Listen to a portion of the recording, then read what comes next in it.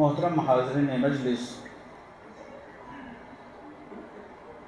اللہ رب العزت کا بے پایاں شکر و احسان ہے کہ اللہ تعالیٰ نے آج ہمیں اس مجلس میں شمولیت کا موقع دیا۔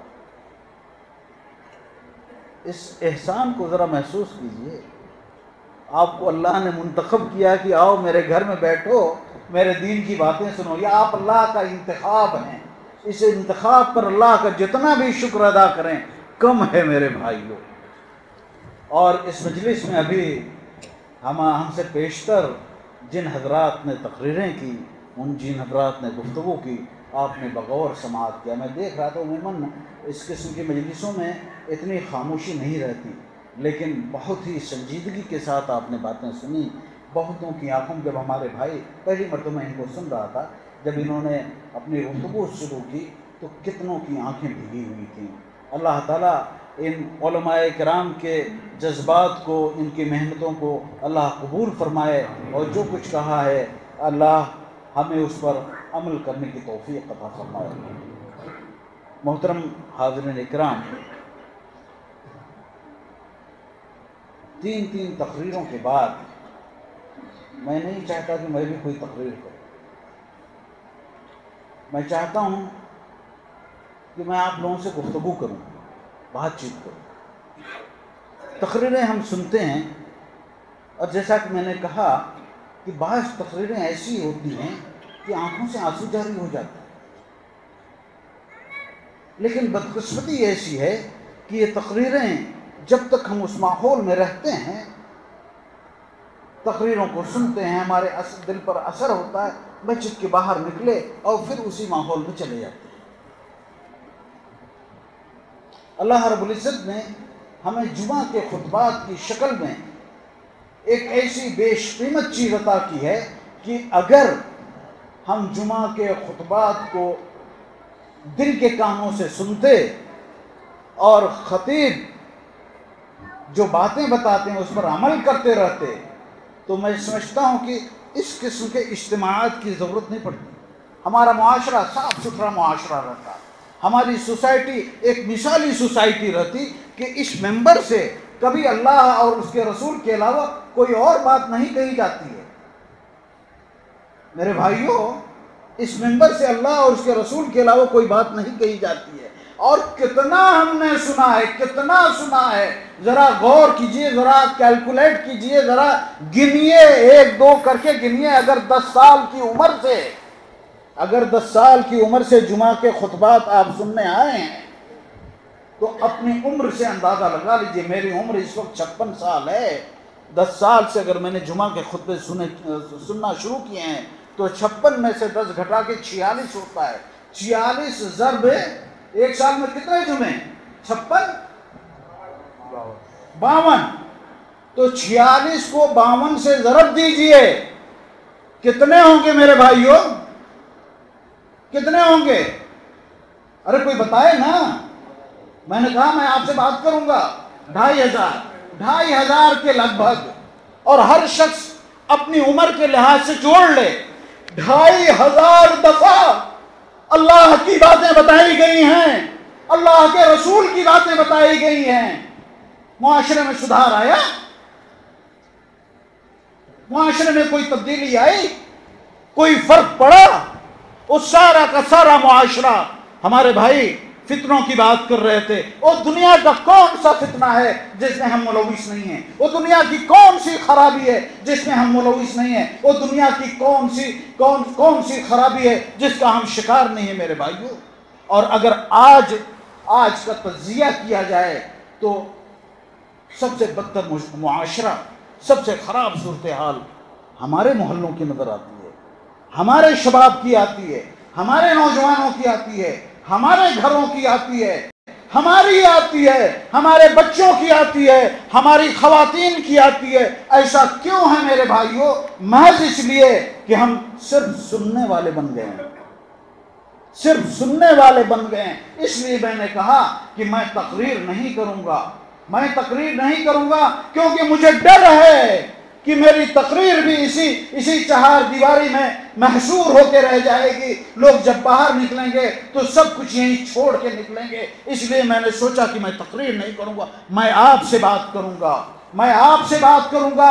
میں کہوں گا کہ آج ہماری یہ امت جسے اللہ رب العزت نے کہا تھا کہ انتم الاعلون ان کنتم مؤمنین, کہ تم ہی سب سے سربلند رہو گے, تم ہی سب سے اچھے رہو گے, تم ہی سب سے اعلیٰ عرفہ رہو گے. یہ ہماری امت کو کیا ہو گیا ہے جسے میرا اللہ کہتا ہے کہ تم سب سے اچھے بن کے رہو گے, گلیوں گلیوں میں مارے پھر رہے ہیں. کیوں ہے ایسا میرے بھائیوں, کیوں ہے ایسا؟ آج ہمیں اس کا حل تلاش کرنا ہے. آئیے میرے بھائیوں بیٹھیے, اگر ذرا بھی اسلام کی کوئی کوئی ذرا بھی ایک معمولی سی چنگاری دلوں میں باقی ہے تو آئیے بیٹھیے, بیٹھ کر اس کا حل تلاش کریں کہ کیسے ہم پھر اسی عظمت رفتہ کی طرف واپس لوٹ کے جائیں گے جہاں ہمارا مقدر اللہ رب العزت نے سریا پر لکھ رکھا تھا. میرے بھائیوں, کیا وقت نہیں آیا ہے, کیا وقت نہیں آیا ہے کہ ہم ہمارا جائے؟ کب ہم بیدار ہوں گے, کب بیدار ہوں گے؟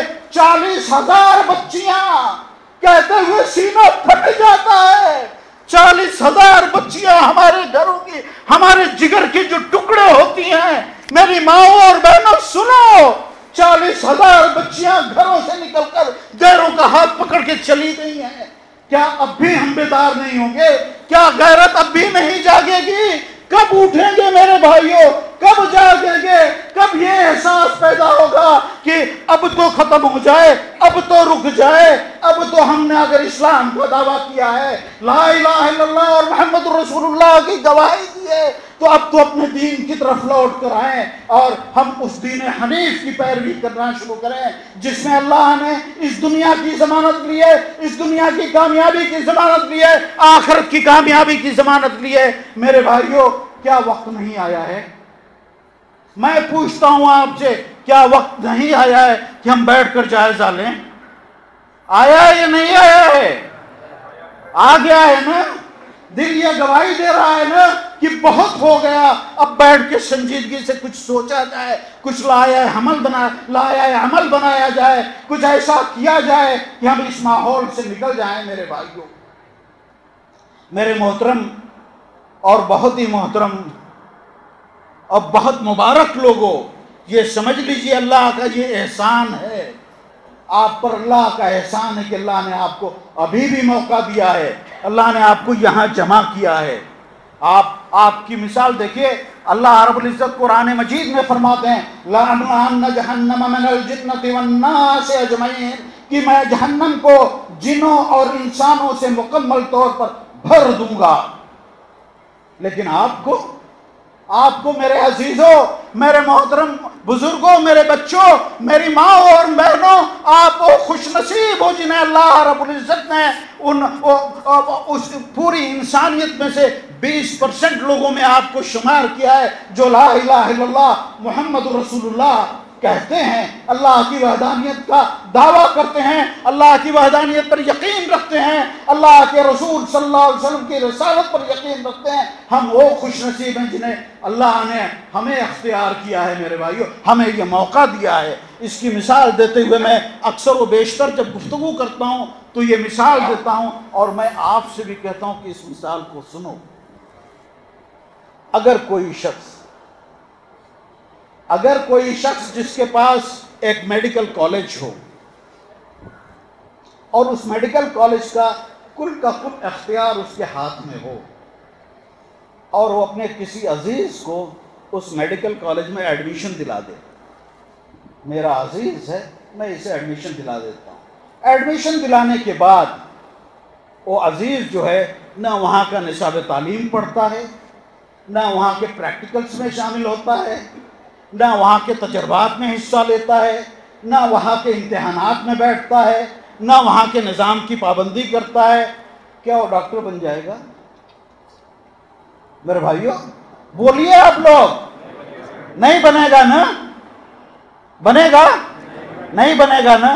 ذرا سوچئے, اللہ نے آپ کو موقع دے دیا, آپ کو ایڈمیشن دے دیا, آپ کو ایڈمیشن دینے کے بعد اللہ نے ایک ضابطۂ حیات آپ کو دیا کہ یہ اس ایڈمیشن کے بعد یہ ضابطہ حیات ہے، یہ پڑھو تم ڈاکٹر بن جاؤ گے، یہ پڑھو تم دنیا میں بھی کامیاب ہوگے، تم آخرت میں بھی کامیاب ہوگے۔ ہم میں سے کون اس ضابطہ حیات کو سمجھتا ہے؟ کون اس ضابطہ حیات پر عمل کرتا ہے؟ کون اس ضابطہ حیات کو پڑھتا ہے؟ ذرا بتائے، یہ اتنا بڑا مجمع میرے سامنے بیٹھا ہے، باہر لوگ کھڑے ہیں، خواتین بھی الحمدللہ بیٹھی ہوئی ہیں، میں ہر ایک سے پوچھتا ہوں بتاؤ آج آپ میں سے کتنے لوگوں نے قرآن مجید کو پڑھا ہے؟ ذرا ہاتھ اٹھائیے تو دیکھ رہے ہیں، ذرا گن لیجئے، ان لوگوں کو گن لیجئے کتنے وہ خوش نصیب ہیں جن کو قرآن پڑھنے کی توفیق ہوئی ہے۔ اس کے بعد باقی لوگ جو لوگ ہیں صرف میڈیکل کالج میں ایڈمیشن لینے کا شوق ہے، اللہ رب العزت کا فرمان ہے، اللہ کا فرمان ہے، اپنے کانوں کو کھول کر سنیے، اور اگر دل تک یہ بات جائے تو یہیں بیٹھ کر یہ عہد کر لیجئے، یہ پکا ارادہ کر لیجئے، یہ عزم محکم کر لیجئے کہ ہم آج سے جب اس مجلس سے اٹھیں گے تو بدلے بدلائے اٹھیں گے، ایک عزم لے کے اٹھیں گے، ایک حوصلہ لے کے اٹھیں گے، اور اپنے اندر بدلاؤ کا ایک جذبہ لے کے اٹھیں گے۔ میرے بھائیو، اللہ رب العزت نے قرآن مجید میں فرمایا ہے، کہا، بہت واضح طور پہ کہا، وَقَالَ الرَّسُولُ يَا رَبِّ إِنَّ قَوْمِ اتَّخَذُوا هَذَا الْقُرْآنَ مَهْجُورًا۔ قیامت کے دن جب نفسا نفسی کا عالم ہوگا میرے بھائیو، جب ہر شخص کو اپنی پڑی ہوگی، یوم یفر، جانتے ہیں نفسا نفسی کسے کہتے ہیں؟ قرآن اس کا نقشہ کھینچتا ہے، کہتا ہے یوم یفر المرء من اخیہ وامہ وابیہ وصاحبتہ وبنیہ لکل امرئ منہم یومئذ شأن یغنیہ۔ میرے بھائیو، بھائی بھائی کا نہیں ہوگا، باپ بیٹے کا نہیں ہوگا، ماں بیٹے کی نہیں ہوگی، کوئی کسی کا نہیں ہوگا، نفسا نفسی کا عالم ہوگا۔ اس دن اللہ کے رسول صلی اللہ علیہ وسلم، ان حالات میں اللہ کے رسول صلی اللہ علیہ وسلم اللہ کے حضور یہ مقدمہ دائر کر دیں گے ان لوگوں کے خلاف جنہوں نے قرآن مجید کو چھوڑ رکھا ہے۔ وقال الرسول یا رب ان قوم اتخذوا هذا القرآن مہجورا، کہیں گے کہ رب، اے میرے رب، میری اس قوم نے قرآن مجید کو چھوڑ رکھا تھا۔ ذرا آپ سوچئے تو صحیح، قیامت کے دن ہم اہل حدیث یہ خوش عقیدہ ہے ہمارا، خوش فہمی ہے ہماری کہ اللہ کے رسول صلی اللہ علیہ وسلم ہماری شفاعت فرمائیں گے، شفاعت کی امید لے کر اس قیامت کے دن ہم کھڑے رہیں گے، اور جس شافع محشر سے کیا شفاعت کی امید ہے، وہی شافع محشر کہیں ہمارے اور آپ کے خلاف اللہ کے حضور مقدمہ نہ دائر کرتے۔ میرے بھائیوں، کبھی غور کیا آپ نے؟ کبھی سوچا آپ نے میرے بھائیوں؟ کبھی سوچا آپ نے؟ میں ابن قیم رحمہ اللہ فرماتے ہیں کہ مہجور کا اطلاق، ان قوم اتخذوا هذا القرآن مہجورا، مہجورا یعنی چھوڑ دیا، کہا مہجور کا اطلاق ہر اس شخص پر ہوگا جس نے 3 دن تک کنٹینیوس قرآن مجید کو نہیں پڑھا ہے۔ اپنے آپ کو اہل حدیث کہنے والے لوگوں، اللہ کے رسول صلی اللہ علیہ وسلم سے اپنی نسبت جوڑنے والے لوگوں، تبدیلی اگر چاہیے تو لوٹو اپنے دین کی طرف۔ امام مالک رحمہ اللہ کا فرمان ہے، کہتے ہیں لن یصلح آخر هذه الامہ الا بما صلح به الاولون، کہ اس امت کا آخری حصہ ہرگز کامیاب نہیں ہو سکتا جب تک کہ وہ ان چیزوں کو نہ اپنائے جسے پا کر ہمارے اسلاف کامیاب ہوئے تھے۔ میرے بھائیوں، اگر ہمیں دین عزیز ہے، اگر ہمیں اللہ سے محبت ہے، اور محبت کی بات آئی تو میں پوچھوں آپ سے، اللہ سے محبت ہے؟ واقعی ہے؟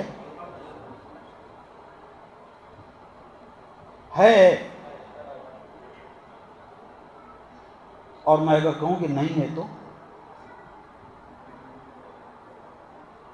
آپ کہیں گے کیا بکواس کر رہے ہیں، ہے نا؟ میں نے ڈائریکٹ آپ کے اس دکھتی رگ پر ہاتھ رکھا ہے جس پر آپ بلبلا اٹھیں، آپ اللہ سے محبت کی دعوے داری کہہ رہے ہیں، اور میں کہہ رہا ہوں کہ آپ غلط کہہ رہے ہیں۔ اور میں کیوں کہہ رہا ہوں؟ محبت کسے کہتے ہیں؟ ہمیں اللہ سے محبت ہے، ہم نے ابھی یہ دعوے داری کی ہے، ہمیں توفیق نہیں ہوتی کہ ہم اپنے محبوب کی بات کو سمجھنے کی کوشش کریں، ہمیں توفیق نہیں ہوتی کہ ہم اپنے محبوب کی بات کو پڑھیں، ہم اپنے محبوب کی بات کو دیکھیں۔ اسے محبت کہیں گے میرے بھائیوں؟ اسے محبت کہیں گے؟ محبت کے دعوے داروں مجھے جواب دو، اسے محبت کہیں گے؟ کس کو دھوکہ دے رہے ہیں آپ؟ کسے دھوکہ دے رہے ہیں؟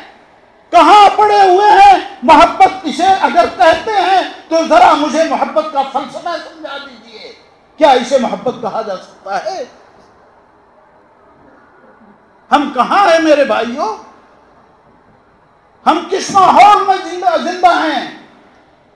میری مائیں اور بہنیں سنیں، ہم کس ماحول میں؟ امت اگر گمراہ ہے، امت اگر قعر مذلت میں گری پڑی ہے، امت اگر پستی میں ہے، اور پستی کا کوئی حد سے گزر نہ دیکھے، ایسی پستی کہ جس کو بیان بھی نہیں کیا جا سکتا ہے۔ جیلوں میں 20% سے زیادہ ہماری آبادیاں پڑی ہوئی ہیں، سڑ رہی ہیں مختلف جرائم کے پاداش میں۔ ہمارا تعلیم کا اگر آپ دیکھ لیجئے، آدیواسیوں سے کہیں پیچھے ہیں۔ وہ قوم جسے اللہ رب العزت نے تعلیمی قیادت اور سیادت کے لیے پیدا کیا تھا، وہ قوم آج آدیواسیوں سے بھی پیچھے ہے۔ دنیا کے سارے معاملات میں دیکھ لیجئے، غیر ہم سے کہیں آگے چلے گئے، اور ہم قرآن عظیم جیسی کتاب لے کر اللہ سے اپنے رشتے کی دعوے داری رکھتے ہوئے، اللہ کے رسول صلی اللہ علیہ وسلم سے اپنے رشتے کی دعوے داری رکھتے ہوئے دنیا کے اندر سب سے پیچھے پڑے ہوئے ہیں میرے بھائیوں۔ کیا وجہ ہے؟ ساری برائیوں کی، ساری خرابیوں کی جڑ یہ ہے کہ اللہ رب العزت نے ہمیں جو دستور حیات دیا تھا، زندگی گزارنے کا جو ایک لائحہ عمل دیا تھا، اس لائحہ عمل کو ہم نے لپیٹ کر رکھ دیا ہے کہیں دور۔ بات سمجھ میں آ رہی ہے؟ اور میں واضح طور پر سمجھاؤں، اگر آپ کو اللہ نوازیں، آپ کو کوئی ایسا موقع ملے کہ آپ اپنے کاروبار میں کسی شخص کو مینیجر کے عہدے پر لا کے رکھیں، سنیے گا اور غور سے سنیے گا، اور میں سمجھانے کے لیے بات کہہ رہا ہوں۔ اور رکھنے کے بعد اسے ڈیوٹی کا ایک چارٹ دیں کہ آپ میرے اس کارخانے میں، میری اس فیکٹری میں، میری اس دکان میں، میرے اس شو روم میں آپ اس حیثیت سے ہیں اور آپ کی یہ ڈیوٹی ہے۔ وہ شخص آ کے کرسی پہ بیٹھ جائے، آپ کا ڈیوٹی کا چارٹ جو لپیٹ کے جیب میں رکھ لے، اور نہ پڑھے اس کو، نہ دیکھے اس کو، نہ اس کے مطابق عمل کرے، کتنے دنوں تک آپ رکھے رہو گے؟ اسے رکھو گے؟ رکھے ہوئے میرے بھائیوں، اللہ نے آپ کو رکھا ہے، ابھی تک رکھا ہے، اللہ نے ابھی تک رکھا ہے آپ کو۔ اللہ کی اس رحمت کو یاد کیجئے، اللہ کے اس احسان کو یاد کیجئے۔ ان سب کے باوجود اللہ نے آپ کو توفیق دی، چلو دوبارہ چلو، میرے گھر میں چلو، دین کی بات لوگ کریں گے، سنو، کاش تم سدھر جاؤ، کاش تمہیں باتیں سمجھ میں آ جائیں۔ یہ آج بھی یہ اسے محبت کہتے ہیں۔ میرا رب آپ سے محبت کرتا ہے، آپ کا رب آپ سے محبت کرتا ہے، اور اس محبت کے جواب میں آپ کے پاس صرف زبانی دعوے داری ہے، صرف زبان۔ قسم خدا کی اگر اللہ سے محبت ہوتی تو اللہ کے کلام کو سینوں سے لگائے رہتے۔ اللہ کہتے ہیں کہ اٹھو تو اٹھتے، اللہ کہتے ہیں کہ بیٹھو تو بیٹھتے۔ ہم نے ابھی، میرے بھائی نے نماز کی بات چھڑی، میں کیا بتاؤں نماز چھوڑنے والا ہمارے معاشرے میں، واللہ العظیم اللہ کے جلال کی قسم کھا کے کہتا ہوں، علماء بیٹھے ہوئے ان کے درمیان کہتا ہوں، بے نمازی زانیوں سے بدتر ہوتے ہیں۔ سنو، بے نمازی زانیوں سے میری ماں اور بہنوں، اگر غیرت باقی ہے تو سنو، اپنے گھروں میں زانیوں کو آباد کیوں کر کے رکھا ہے؟ بے نمازی زانیوں سے بدتر ہوتا ہے، بے نمازی سود خوروں سے بدتر ہوتا ہے، بے نمازی معاشرے کی ساری برائیوں ہوئے ملوث افراد سے کہیں زیادہ بدتر ہوتا ہے کہ ان برائیوں میں ملوث شخص کو کفر سے نہیں جوڑا گیا ہے. من ترک الصلاۃ متعمدا فقط کفر. یہ میرے رسول کی بات ہے. میرے رسول نے باندھے دوہل یہ بات کہی تھی کہ جس نے نماز کو جان بوجھ کر چھوڑ دیا وہ کافر ہے, وہ مشرک ہے. میری غیرت مند ماؤں اور بہنوں, میرے محترم لوگوں, کیسے ہم گوارا کرتے ہیں اپنے گھروں میں؟ غیرت کو ہمارے کیا ہو گیا ہے میرے بھائیوں؟ اور ایسا صرف اس لیے ہو رہا ہے کہ اللہ نے وہ جو ضابطۂ حیات ہمیں دیا تھا اس ضابطۂ حیات کو سرے سے ہم نے پڑھا ہی نہیں. ہم جانتے ہی نہیں کہ میرا رب مجھ سے کیا کہہ رہا ہے میرے بھائیوں. کب تک ایسا رہے گا میرے بھائیوں؟ کب تک ایسا رہے گا؟ کچھ ہونا چاہیے نا, کچھ ہونا چاہیے یا نہیں ہونا چاہیے؟ ہونا چاہیے. تو کیا کریں گے؟ آپ حل بتائیے, میں نہیں حل بتاؤں گا.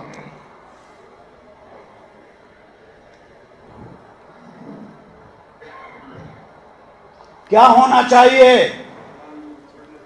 ہاں, قرآن کو پڑھنا چاہیے. اگر محبت کا, اللہ کی محبت کا جواب محبت سے دینا ہے تو اللہ کی اس کتاب کو جسے اللہ نے ضابطۂ حیات کے طور پر آپ کو دیا ہے, اس کتاب کو اپنے سینوں سے لگانا ہوگا میرے بھائیوں. اس کتاب کو پڑھنا ہوگا اور صرف تلاوت کرنا نہیں ہوگا. گو کہ اللہ رب العزت تلاوت کرنے پر بھی ثواب دیتے ہیں. ایک ایک حرف کے لیے اللہ 10 نیکیاں دیتے ہیں. اور اس کے آگے سنیے, اگر کوئی شخص آ کر کے اٹک کے پڑھتا ہے تو اللہ اسے دوہرا اجر دیتے ہیں. لیکن قرآن کریم کے نزول کا مقصد تلاوت کرنا نہیں تھا میرے بھائیوں. قرآن ضابطۂ حیات ہے. قرآن زندگی جینے کا ڈھنگ سکھاتا ہے میرے بھائیوں.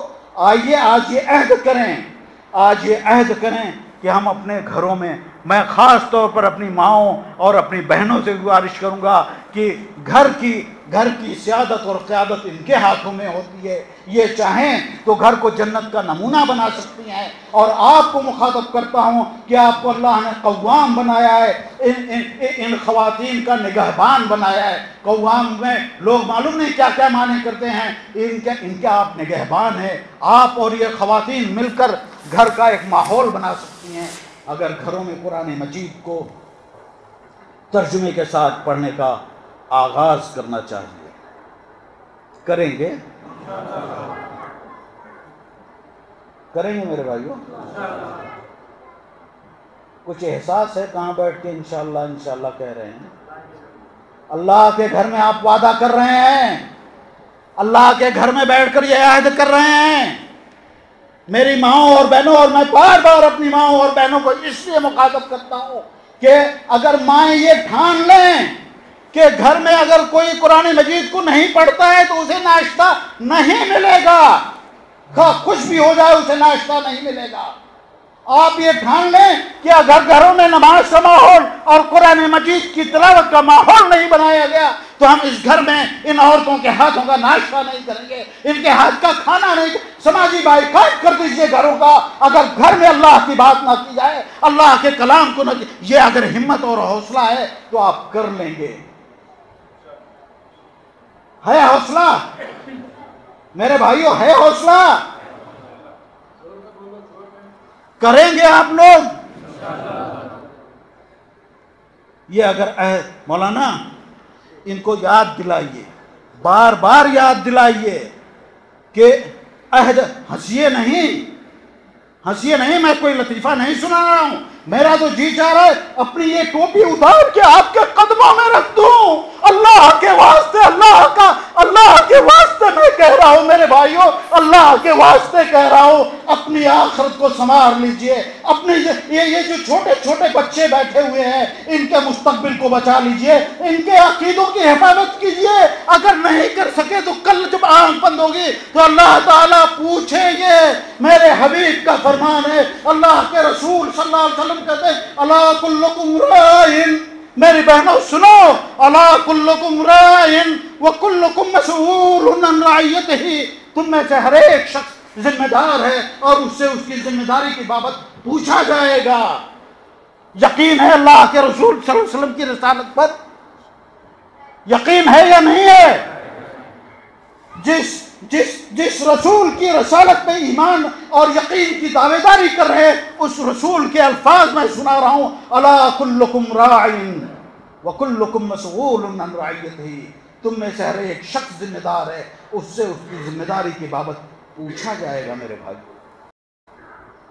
اپنے آپ کو بچانا چاہتے ہو، اپنے گھر کو بچانا چاہتے ہو، اپنے ان ازواج کو بچانا چاہتے ہو جو آپ کا نصف بہتر ہیں، اپنی رفتہ ہے جگر، اپنی پھول جیسی بچیوں کو بچانا چاہتے ہو، اپنی باعثمت بہنوں کو بچانا چاہتے ہو، اپنے جگر کے ٹکڑوں کو بچانا چاہتے ہو، اپنے گھر کو بچانا چاہتے ہو، میرے بھائیو اللہ کے واسطے، اللہ آپ کو اللہ کا واسطہ دے رہا ہوں، اللہ کے واسطے اس مجلس کو مبارک بنا دیجئے، اس مجلس کو ایک ایسی مجلس بنا دیجئے کہ یہاں سے سب کچھ بدل جائے گا۔ ہم اٹھیں گے تو بدلائے اٹھیں گے، ہم اٹھیں گے تو ایک عزم لے کے اٹھیں گے، ایک حوصلہ لے کے اٹھیں گے، اور آج کے بعد کل کا سورج جب طلوع ہوگا تو ہمارے گھروں میں قرآن مجید کی آواز گونجے گی۔ میرے بھائیو، یہ ہم کر سکتے ہیں یا نہیں کر سکتے ہیں؟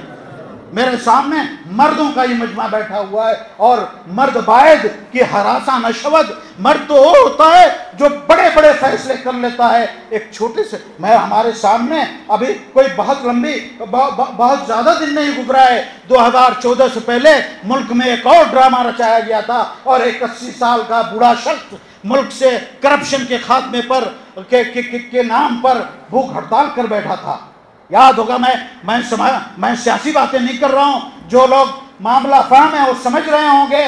کیا ہم اپنے گھروں میں اپنے بچوں کے لیے، اپنے بچوں کی آخرت کے لیے، اپنے رشتہ داروں کی آخرت کے لیے، خود اپنی آخرت کی بہتری کے لیے، کیا ہم گھروں میں انقلاب نہیں لا سکتے؟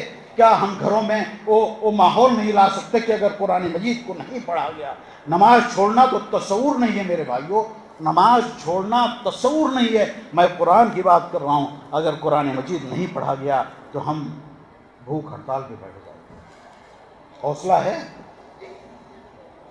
میرے بھائیوں؟ میرا تو چیخ چیخ کر دم سینہ دکھنے لگا ہے، آپ کیوں نہیں بول رہے؟ آپ کیوں نہیں بول رہے؟ میں آپ سے پوچھ رہا ہوں، حوصلہ ہے؟ ہاں، چیخ کر کہیے، علل اعلان کہیے کہ یہ حوصلہ ہے، اور ہم اٹھیں گے تو بدلے بدلائے اٹھیں گے، انشاءاللہ بدلے بدلائے اٹھیں گے۔ گھروں میں ایک انقلاب آئے گا، امت مسلمہ بیدار ہوگی، اور ایسا بیدار ہوگی، ایسا بیدار ہوگی کہ ہمارے اسلاف کی تاریخ دوبارہ زندہ ہو جائے گی انشاءاللہ۔ شولاپور کے باسیوں، شولاپور کے رہنے والوں، اس تاریخ کے بنانے والے بنو، یہ شولاپور کو ایک مثالی شہر بناؤ کہ یہاں کی امت اٹھی، اور اٹھی تو ایسا اٹھی کہ دوسروں کے لیے مشعل راہ بن گئی۔ میرے بھائیوں، حوصلہ کر لیجئے، اللہ کے واسطے حوصلہ کر لیجئے کہ یہی ہماری کامیابی کا راز اسی میں پنہا ہے، اسی میں ہماری کامیابی کا راز پوشیدہ ہے۔ اگر ہم اپنے حالات کو بدلنا چاہتے ہیں تو میں نے خطبہ مسنونہ کے بعد قرآن مجید کی وہ آیت پڑھی تھی، ان اللہ لا یغیر ما بقوم حتی یغیروا ما بانفسہم، کہ اللہ رب العزت کسی قوم کی حالت کو اس وقت نہیں بدلتے جب تک وہ قوم خود اپنے اندر بدلاؤ کے لیے تیار نہ ہو۔ بدلاؤ کے لیے تیار ہیں؟ اللہ رب العزت سے دعا ہے کہ اللہ تعالیٰ ہمیں اس کی توفیق عطا فرمائے، ہمیں قرآن کو سمجھنے کی توفیق عطا فرمائے۔ ہم نے اگر کلمہ پڑھا ہے تو کلمے کے معنی و مفہوم کو سمجھنے کی توفیق عطا فرمائے۔ کلمے کے جو تقاضے ہیں، لا الہ الا اللہ محمد رسول اللہ کے جو تقاضے ہیں، ان تقاضوں کو سمجھنے کی اللہ توفیق عطا فرما۔ اے اللہ، ان کلموں کو سمجھنے کی، تیرے دین کو سمجھنے کی توفیق عطا فرما، کہ دین بے سمجھے لوگوں کا کام نہیں ہے۔ جب تک دین کی بنیادوں کو ہم سمجھیں نہیں، کما حقو، ہم دین پر عمل نہیں کر سکتے۔ وآخر دعوانا الحمدللہ رب العالمین، والسلام علیکم ورحمۃ اللہ وبرکاتہ۔